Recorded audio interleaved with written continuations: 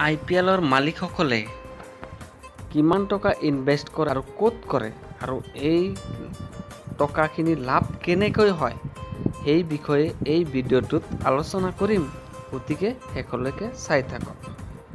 প্ৰতিটো টিমৰ মালিকে 150 কোটি টকা খৰচ কৰিব পাৰে, তাৰ বেছি কৰিব নোৱাৰে, কাৰণ এইটো BCCA ৰুল বনাই দিছে।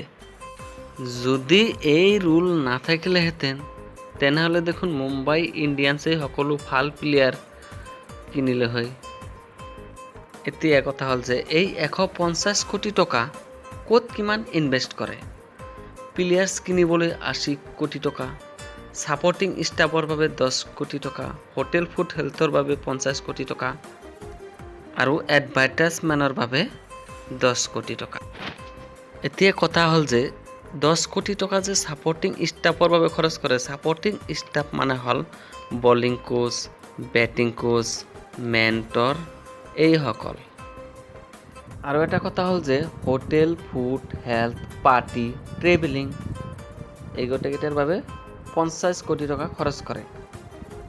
আৰু ইয়াৰ বাবে এটা নিৰ্দিষ্ট ৰুল বনাই দিছে BCCA, মিনিমাম 40 কোটি টকা খৰচ কৰিব লাগিব। যদি মালিকবোৰ কৃপণ হয় তেতিয়াহ'লে কম কৰিব, সেইকাৰণে এটা নিৰ্দিষ্ট ৰুল বনাই দিছে। এতিয়া কথা হ'ল যে এই 150 কোটি টকা যে খৰচ কৰলাক, এই টকাখিনি ইনকাম ক'ৰ পৰা কৰিব, সেইটোৱে হ'ল মেইন কথা। সেইটোৱে এতিয়া আলোচনা কৰিম। এতিয়া ইনকামৰ কথা ক'লে ইনকাম দুটা ফালৰ পৰা হয়। এটা হ'ল BCCIৰ জৰিয়তে আৰু এটা হ'ল নিজৰ টিমৰ জৰিয়তে। এতিয়া যদি প্ৰথমটো ইনকামটোৰ কথা কওঁ, IPLৰ যিটো প্ৰচাৰণ অৰ্থাৎ ব্ৰডকাষ্টিং, সেইটো BCCIৰ জৰিয়তে বিক্ৰী কৰা হয়। প্ৰথম অৱস্থাত যেতিয়া IPL আৰম্ভ হয় 2008-ত, তেতিয়া এই ব্ৰডকাষ্টিং বিক্ৰী কৰা হৈছিল ছনী টিভিৰ ওচৰত 10 বছৰৰ বাবে 8,200 কোটি টকা দিছিল। আৰু এই টকাখিনি তাৰমানে এবছৰত 820 কোটি টকা। এতিয়া IPL ষ্টাৰ্টিঙৰ সময়ত BCCA লৈছিল 20% আৰু টিমৰ অনাৰবিলাকে লৈছিল 80%। এই ছিষ্টেম 2 বছৰলৈকে চলিছিল। তাৰপিছত BCCA লৈছিল 30%, টিমক দিছিল 70%। তাৰ পাছৰ কেইবছৰ BCCA লৈছিল 40%, টিমক দিছিল 60%। তাৰ পাছত বৰ্তমান BCCA 50% লয় আৰু সকলো টিমক 50%কৈ ভগাই দিয়ে। তাৰ পাছত যেতিয়া ছনী টিভিৰ এগ্ৰিমেণ্ট শেষ হ'ল, আকৌ এবাৰ নিলাম হ'ল। নিলামত এইবাৰ সকলোতকৈ বেছি দামত লৈছে ষ্টাৰ স্পৰ্টছে। ষ্টাৰ স্পৰ্টছে 16,000 কোটি টকা 10 বছৰৰ বাবে এগ্ৰিমেণ্ট কৰি লৈছে। তাৰমানে এবছৰত 3,200 কোটি টকা। আৰু বৰ্তমান যিটো ভাগ বতৰা BCCIৰ লগত, BCCI লয় 60% আৰু টিমৰ মালিকসকলক 40% দিয়ে। এতিয়া কথা হ'ল যে আৰু এটা ইনকামৰ কথা যে IPLৰ স্পনচাৰশ্বিপতো বহু টকা পায়।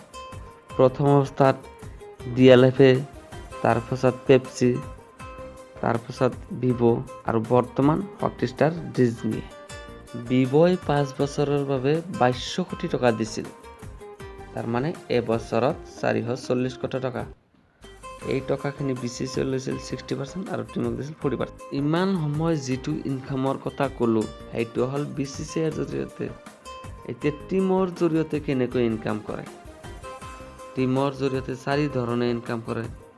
এটা হ'ল জাৰ্চিৰ এডভাৰ্টাইজমেণ্টৰ পৰা, টিকেট কালেকশ্যনৰ পৰা পাই, গ্ৰাউণ্ড স্পনচাৰ তাৰমানে গ্ৰাউণ্ডত যিবিলাক স্পনচাৰ থাকে সেইবিলাকৰ পৰা, আৰু শেষত টিমটো উইন হৈ। প্ৰথমটো ইনকামৰ কথা, টিমৰ প্লেয়াৰসকলৰ টুপি বা জাৰ্চিত বিভিন্ন ধৰণৰ কোম্পানীৰ এড কৰি পইচা ইনকাম কৰে। টিকেট কালেকশ্যনৰ পৰা যিমান টকা ইনকাম কৰে এই গোটেইখিনি টকা IPLৰ মালিকে লয়।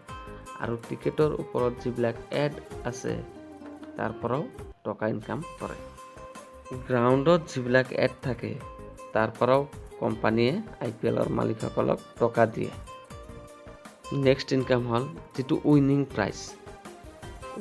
প্ৰাইজৰ গোটেইখিনি টকা মালিকে ল'ব নোৱাৰে।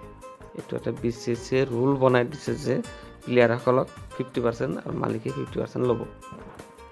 এতিয়া অভাৰঅল এনালাইচিছ কৰিলে দেখা পাওঁ যে 2018ৰ আগত টিমে 150 কোটি টকা ইনভেষ্ট কৰি 150 কোটি টকাই পাইছিল, কিন্তু বৰ্তমান ষ্টাৰ স্পৰ্টছৰ মেহৰবানীত বৰ্তমান 240 কোটি টকা পায়।